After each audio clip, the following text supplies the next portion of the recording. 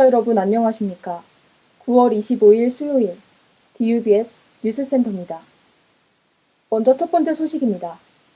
동국대생이라면 캠퍼스에서 생활하는 길고양이들 자주 보셨을 텐데요. 동국냥이 라는 애칭까지 붙으며 관심을 모으는 가운데 이들을 돌보는 모임도 있다고 합니다. 캠퍼스에서 고양이와 공존하려는 노력을 박정민 기자가 취재했습니다. 수업을 위해 이동하거나 등굣길, 하굣길에 교내에서 고양이들을 쉽게 볼 수 있습니다. 학생들은 동국대학교에 있는 고양이들이라며 동냥이라고 부릅니다. 자주 보이는 고양이들은 동국이, 원흥이, 보살이, 정각이 등 쉽게 떠올릴 수 있는 학교의 명칭들로 이름을 붙입니다.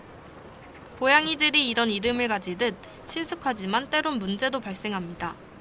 지난 7월 교내 온라인 커뮤니티상에 올라온 글에 따르면 의자에 고양이의 털이 있어 옷에 털이 묻었고 사료와 간식이 떨어져 있었다는 익명의 글을 올렸습니다. 이 글을 40명 이상의 사람이 공감하는 상태였습니다. 하지만 교내 고양이들도 누군가에게 괴롭힘을 받고 아무런 간식을 주는 학생들로 인해 건강 악화의 우려도 존재합니다. 고양이 밥을 주는 원목급식소, 저거 원목급식소잖아요. 저거를 일부러 사람이 많이 다니는 데도 안 놔요. 엄청 외진데 구석, 뭐 게시판 뒤 이런 데다 놓거든요. 그러고 제일 그거를 노력한 게 뭐냐면 TNR이라고 길고양이 중성화 시켜주는 활동이에요. 구청에서 원래 무료로 중성화를 해주는데 그거는 너무 순번이 많거든요. 대기한 사람이 많으니까 통덫으로 직접 잡아서 대한병원에 데려다줘요. 이에 따라 교내 고양이 소모임은 최대한 모든 고양이들에게 중성화 수술을 시키고 고양이들의 안전과 학생들과의 공존을 위해 노력하고 있습니다. DUBS 뉴스 박정민입니다. 서울 소재 4년제 대학 30곳 중 26곳이 고시반을 운영하는데 대학가에선 일부 학생에게만 너무 많은 특혜가 집중되는 것이 아니냐며 우려하는 분위기입니다. 그런데 우리 대학은 오히려 지원을 확대해달라는 요구가 빗발칩니다. 고시반이 어떻게 운영되고 있는 걸까요? 강민희 기자입니다. 계산 입안 또는 법인 설립에 관해 회계와 세무 대리를 수행하는 공인회계사가 되려면 CPA 시험을 치러야 합니다. 우리 학교 공인회계사반은 동연제라고 불립니다. 시험을 준비하는 학생들을 위해 학교는 여러 가지 지원을 해주고 있지만 그 지원이 턱없이 부족하다는 의견입니다.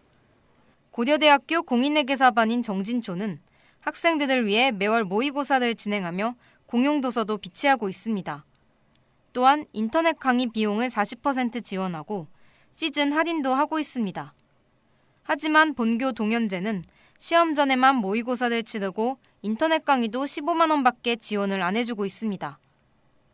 공용도서도 없이 학생들은 스스로 비싼 책을 구매해야 합니다. 인터넷 강의는 한 과목당 20만 원이 넘습니다. 여러 가지 과목을 준비해야 하는 CPA 시험에 지원 비용 15만 원은 한 과목도 듣기 어렵습니다. 공부하는 자습실도 문제입니다. 경영대학 자습실 비즈마루한 콘셉트는 먼지가 뿌옇게 쌓여 있어 화재 위험성도 있습니다. 학생들이 원하는 건 고시반 지원 확대도 있지만 꾸준한 관심을 보여주면 좋겠다는 것입니다. 이제 학교는 학생들의 요구에 부응해줘야 할 때입니다. DUBS 뉴스 강민희입니다. 지난 17일 우리 대학 중강당에서 성평등 토크 콘서트가 열렸습니다. 남과 여가 아닌 나와 너 라는 주제로 진행된 이번 행사는 서울시에서 주최하고 서울시 여성가족재단과 동국대학교가 함께 주관했습니다.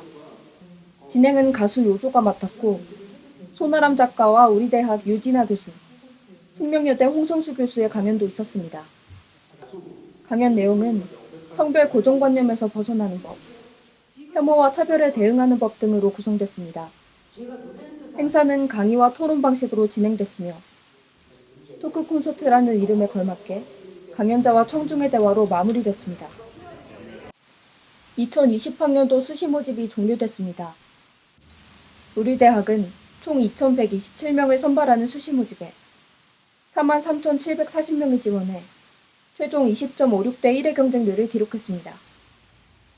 이는 작년도 최종 경쟁률인 18.01대 1에 비해 상승한 수치입니다. 수시 모집이 종료됨에 따라 실기 면접고사가 이어질 예정입니다. 오는 29일 문학과 소프트웨어, 영화 영상 전형의 실기고사가 진행되고 연극 학부는 내달 12일부터 14일까지, 스포츠 문화학과의 실기고사는 15일부터 18일까지입니다. 해당 기간 동안 고사장으로 이용되는 건물은 재학생도 출입이 제한될 수 있습니다.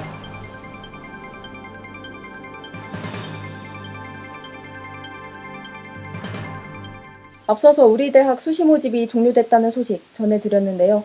오늘 밀착 인터뷰에선 대학 입시 비리에 대한 이야기 나눠보겠습니다. 김희정 기자가 나와 있습니다.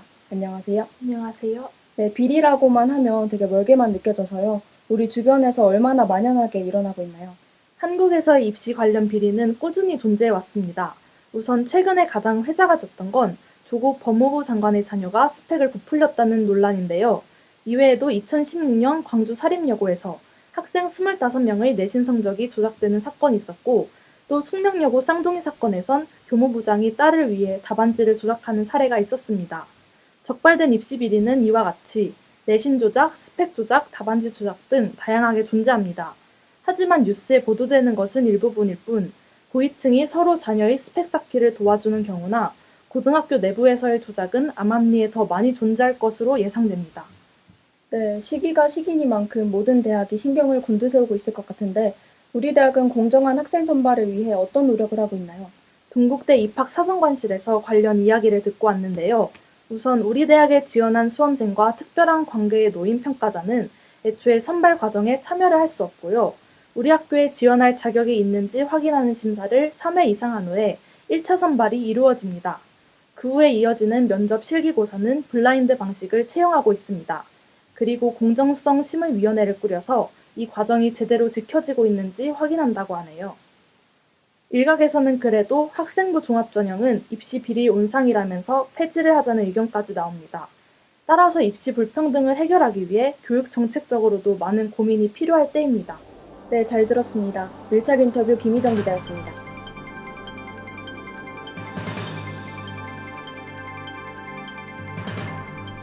이제 본격적인 2020학년도 대입 시즌에 들어섰습니다. 개천에서 용난다는 건 그저 옛말일 뿐일까요? 공정한 입시제도의 수립과 그 속에서 피어나는 수험생분들의 선의의 경쟁을 응원합니다. 이것으로 9월 25일 DUBS 뉴스센터를 모두 마칩니다. 시청해주신 여러분 고맙습니다.